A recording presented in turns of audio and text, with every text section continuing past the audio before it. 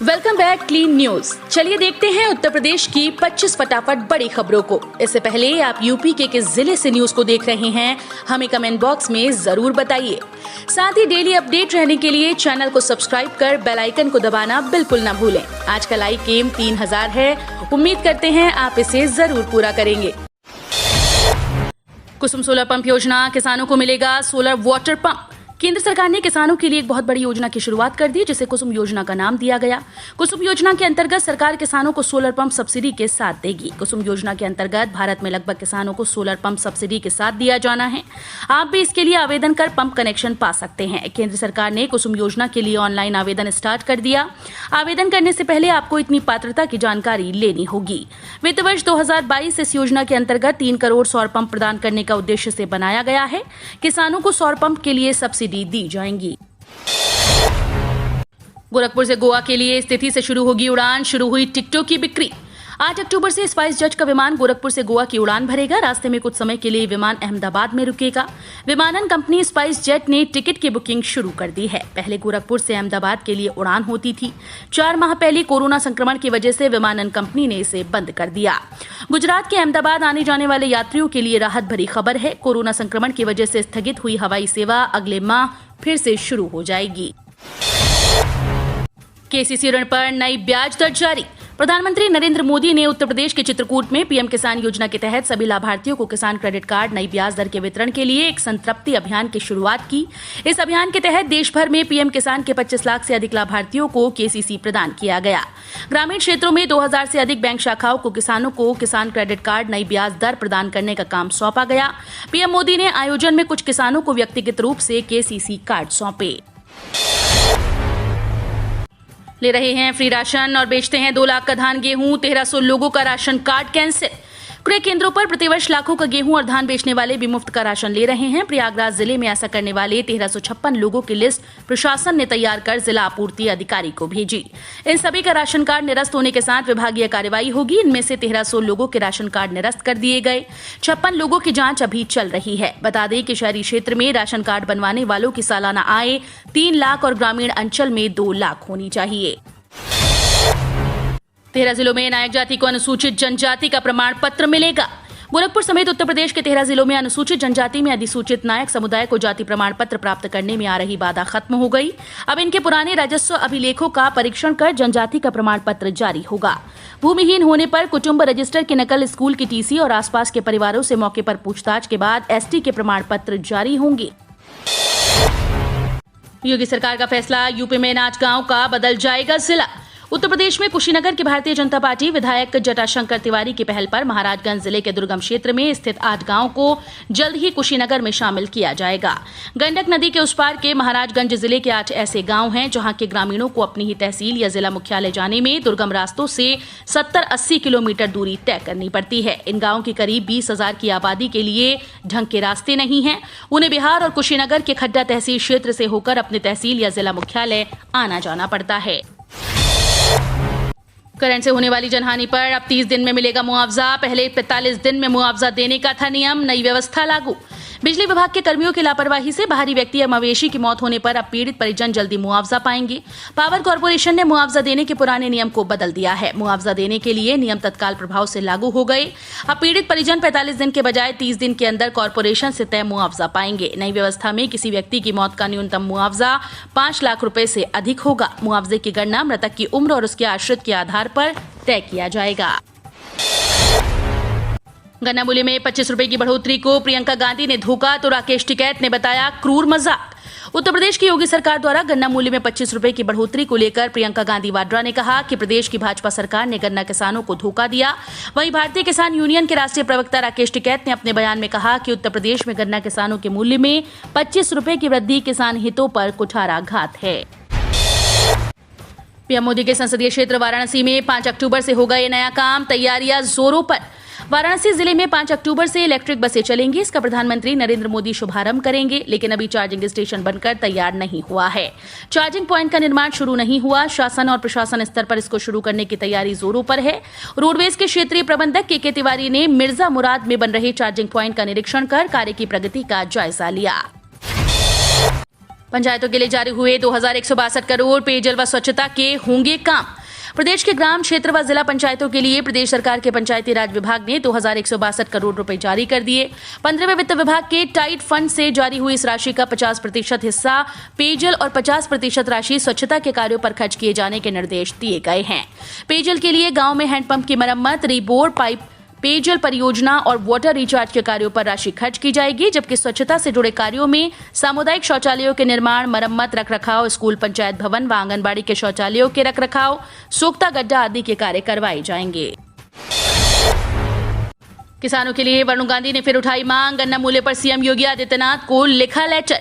एक तरफ किसानों के आह्वान पर सोमवार को भारत बंद चल रहा है, तो दूसरी तरफ भाजपा के पीलीभीत से सांसद वरुण गांधी ने खुद को किसानों के साथ होने का संदेश दिया। वरुण गांधी ने एक बार फिर मुख्यमंत्री योगी आदित्यनाथ से गन्ने का मूल्य बढ़ाकर 400 रुपए प्रति क्विंटल करने की अपील की है। राकेश टिकैत की केंद्र को चेतावनी। कृषि कानून वापस नहीं लिए तो चुनावी राज्यों में खोलेंगे भाजपा के खिलाफ मोर्चा। केंद्र के 3 नए कृषि कानूनों के खिलाफ गतिरोध अब भी बरकरार है। किसान आंदोलन को 10 महीने बीतने के बावजूद अभी इसका हल निकलता नहीं दिख रहा। इसे लेकर भारतीय किसान यूनियन की अगुवाई में हरियाणा के पानीपत में किसान महापंचायत का आयोजन किया गया। किसान महापंचायत में पहुंचे बीकेयू प्रवक्ता राकेश टिकैत ने कहा कि भारत सरकार नए कृषि कानूनों को जितनी जल्दी वापस लेगी, उतना ही सरकार को फायदा होगा। अखिलेश यादव बोले, सरकार बनी तो बदल देंगे पूर्वांचल एक्सप्रेसवे का नाम। समाजवादी पार्टी के राष्ट्रीय अध्यक्ष और सूबे के पूर्व मुख्यमंत्री अखिलेश यादव ने पूर्वांचल एक्सप्रेसवे के बहाने प्रदेश सरकार पर निशाना साधा। लखनऊ से पूर्वांचल एक्सप्रेसवे से ही आजमगढ़ आए अखिलेश ने कहा कि इस एक्सप्रेसवे की गुणवत्ता बेहद खराब है। ये भी कहा कि 2022 में जब मेरी सरकार आएगी तो पूर्वांचल एक्सप्रेसवे का नाम बदलकर समाजवादी पूर्वांचल एक्सप्रेसवे किया जाएगा। अखिलेश यादव ने कहा कि पूर्वांचल एक्सप्रेसवे पर अभी सर्विस लेन और शौचालयों का निर्माण भी नहीं हुआ है। अखिलेश अपने दिमाग से नहीं चलते, बोले सीएम योगी। पूर्व सीएम कतन जो लैपटॉप चलाना नहीं जानते वो कम से कम ट्वीट तो पढ़ रहे हैं। उत्तर प्रदेश के मुख्यमंत्री योगी आदित्यनाथ ने समाजवादी पार्टी के नेता अखिलेश यादव पर निशाना साधा। कहा कि यूपी के पूर्व सीएम अपने दिमाग से नहीं चलते, वे दूसरों के कहने बताने पर गलत ट्वीट कर देते हैं। हालांकि इस पर अखिलेश ने पलटवार करते हुए तंज कसा और कहा कि जो लोग लैपटॉप चलाना नहीं जानते कम से कम वो ट्वीट तो पढ़ रहे हैं। अगले 2 सालों में 2 लाख गांव में अपनी बैंकिंग सेवा का विस्तार करेगा एचडीएफसी बैंक। निजी क्षेत्र के सबसे बड़े बैंक एचडीएफसी बैंक ने अगले 18 से 24 महीनों में अपनी बैंकिंग सेवाओं की पहुंच को 2 लाख गांवों तक बढ़ाने का लक्ष्य तय किया है। बैंक अपना ये विस्तार ब्रांच नेटवर्क, बिजनेस संवाददाता, business facilitators, CAC partners, virtual leadership management और डिजिटल आउटरीच प्लेटफॉर्म के संयोजन के जरिए करेगा। इससे बैंक की पहुंच देश के 1/3 गांव तक बढ़ेगी। 1 अक्टूबर से खाने के बिल पर एफएसएसएआई रजिस्ट्रेशन नंबर लिखना होगा जरूरी। नियम न मानने वालों पर होगी कार्रवाई। Food safety and standard authority of India FSSAI ने 1 अक्टूबर तक खाद्य पदार्थों से जुड़े सभी दुकानदारों को रजिस्ट्रेशन कराने का निर्देश दिया। 1 अक्टूबर से खाद्य पदार्थों से जुड़े दुकानदारों को सामान के बिल पर एफएसएसएआई का रजिस्ट्रेशन नंबर लिखना अनिवार्य कर दिया जाएगा। साथ ही दुकान से लेकर रेस्टोरेंट को डिस्प्ले में बताना होगा कि वो किन खाद्य पदार्थों का उपयोग कर रहे हैं। सप्ताह में 4 दिन काम, 3 दिन छुट्टी। क्या मोदी सरकार 1 अक्टूबर से लागू करेगी नए नियम? 1 अक्टूबर यानी अगले महीने की पहली तारीख से क्या नए श्रम कानून लागू होंगे? अगर ये नियम लागू हुए तो जहां आपका ऑफिस टाइम बढ़ जाएगा, वहीं सप्ताह में 2 दिन के बजाय 3 दिन की छुट्टी भी मिलेगी। ये नए नियम आपकी इनहैंड सैलरी और पीएफ को भी प्रभावित करेंगे। हालांकि श्रम मंत्रालय से जुड़े सूत्रों के मुताबिक सरकार ये नए नियम 1 अक्टूबर से लागू नहीं करेगी। इसकी 2 वजह बताई जा रही हैं। पहली, राज्यों और ड्राफ्ट तैयार करने में हो रही देरी, और दूसरी, उत्तर प्रदेश सहित 5 राज्यों के चुनाव। अपने पुराने एलपीजी सिलेंडर के बदले में नया फाइबर ग्लास वाला कंपोजिट सिलेंडर। इंडियन ऑयल ने अपने ग्राहकों के लिए एक नए तरह का एलपीजी सिलेंडर लॉन्च किया है। इसका नाम कंपोजिट सिलेंडर है।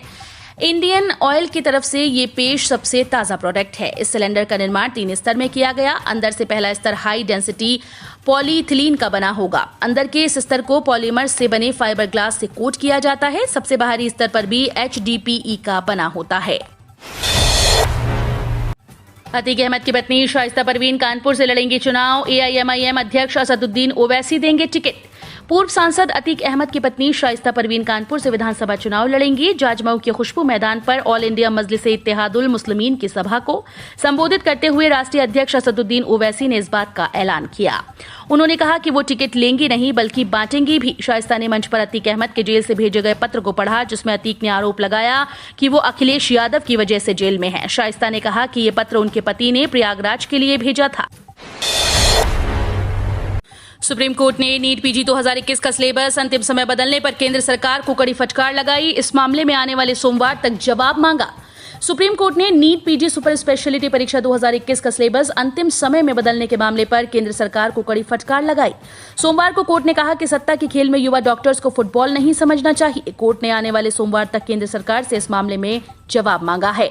साथ ही इस संबंध में अधिकारियों की एक बैठक बुलाने के भी निर्देश दिए। किसान योजना में अब सालाना किश्त के साथ मिलेंगी 5,000 रुपए की मंथली पेंशन। फटाफट उठाएं लाभ। प्रधानमंत्री किसान सम्मान निधि केंद्र सरकार की सबसे महत्वाकांक्षी योजना में से एक है। इस स्कीम में 2,000 रुपए की 3 किश्त यानी 6,000 रुपए सीधे किसानों के खाते में भेजा जाता है। इस योजना के तहत किसानों के लिए पेंशन की सुविधा पीएम किसान मानधन योजना के रूप में भी है। अगर आप पीएम किसान में अकाउंट होल्डर हैं तो आपको इसका लाभ लेने के लिए किसी दस्तावेज की जरूरत नहीं होगी। आपका डायरेक्ट रजिस्ट्रेशन पीएम किसान मानधन स्कीम में भी हो जाएगा।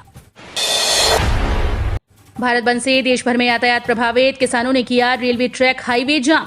किसानों ने सोमवार को भारत बंद किया। इसका असर भी सामने आने लगा है। किसानों के भारत बंद के कारण दिल्ली, यूपी और पंजाब समेत कई राज्यों में यातायात प्रभावित हो गया। किसानों ने कई जगहों पर रेलवे ट्रैक जाम कर दिया। हाईवे को भी जाम कर दिया गया। पंजाब, हरियाणा, यूपी, बिहार में कई जगहों पर ट्रैफिक जाम की भी खबरें आई। ट्रैफिक पर भारी जाम लगा हुआ है। इसके अलावा रेलवे ने कई ट्रेन रद्द कर दी। इस कारण लोगों को आने जाने में कठिनाइयों का सामना करना पड़ा। सीबीएसई 10वीं 12वीं परीक्षा में स्किल विषय में सेक्शनवार पूछे जाएंगे सवाल। केंद्रीय माध्यमिक शिक्षा बोर्ड के 10वीं और 12वीं बोर्ड परीक्षा में स्किल विषय में सेक्शनवार प्रश्न पूछे जाएंगे। बोर्ड द्वारा स्किल विषय के सभी चैप्टर को 3 सेक्शंस में बांटा गया है। सेक्शनवार ही प्रश्न पूछे जाएंगे। हर प्रश्न 1 अंक का होगा। इसकी जानकारी बोर्ड द्वारा सभी स्किल विषय का सैंपल पेपर और मार्किंग स्कीम जारी कर दी गई। याद हो कि 10वीं में 18 और 12वीं में कुल 42 तरह के स्किल विषय छात्र पढ़ते हैं।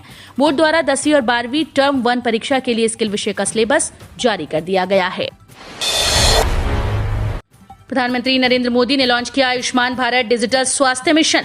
पीएम नरेंद्र मोदी ने कल प्रधानमंत्री डिजिटल स्वास्थ्य मिशन को लॉन्च कर दिया। प्रधानमंत्री नरेंद्र मोदी ने वीडियो कॉन्फ्रेंसिंग के जरिए आयुष्मान भारत डिजिटल मिशन को लॉन्च किया। इसकी मदद से मरीज और डॉक्टर अपने रिकॉर्ड्स चेक कर सकते हैं। इसमें डॉक्टर्स, नर्स समेत अन्य स्वास्थ्य कर्मियों का रजिस्ट्रेशन होगा। अस्पताल, क्लिनिक, मेडिकल स्टोर्स का रजिस्ट्रेशन होगा। पीएम मोदी ने कहा कि अभी तक लोगों को किसी दूसरी जगह इलाज के लिए जाने पर अपना पूरा मेडिकल इतिहास ले जाना पड़ता था, लेकिन जब ऐसी सुविधाएं डिजिटली होंगी तब लोगों के साथ साथ डॉक्टर्स को भी मदद मिलेगी। यूपी में एक दिन 1.69 लाख से ज्यादा सैंपल की जांच। कोरोना संक्रमण के केवल 7 नए मामले। यूपी में एक दिन में 1,69,000 सैंपल्स की जांच की गई। इसमें कोरोना संक्रमण के मात्र 7 नए मामले आए।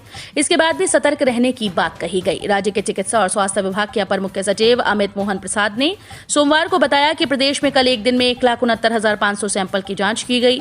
इसमें कोरोना संक्रमण के मात्र 7 नए मामले आए। उन्होंने बताया कि 78,667 सैंपल जिलों से RT-PCR की जांच के लिए भेजे गए हैं। हम रोज ऐसे ही न्यूज लाते रहेंगे। यदि आपने अभी तक क्लीन न्यूज यूपी को सब्सक्राइब नहीं किया है तो फटाफट सब्सक्राइब कर लें। साथ ही बेल आइकन को प्रेस करना बिल्कुल ना भूलें ताकि लेटेस्ट अपडेट मिस ना हो।